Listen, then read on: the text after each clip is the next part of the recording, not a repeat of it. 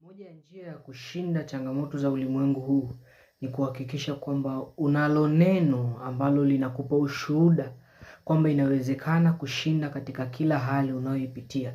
Ukisoma katika kitabu cha Ufunuo 21:8 inasema, nao wakamshinda kwa damu ya mwana kondoo na kwa neno la ushuhuda. Kwa hiyo neno ambalo lina ushuhuda, linakubebea ushuhuda, ndilo neno ambalo litakupa wewe kushinda.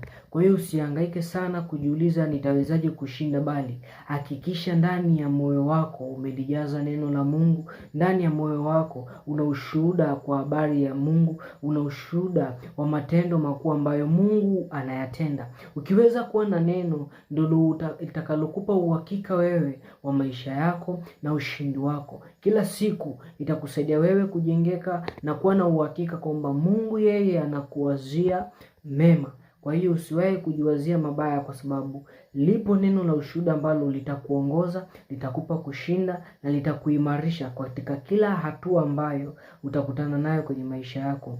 Tumia neno la Mungu, litakusaidia.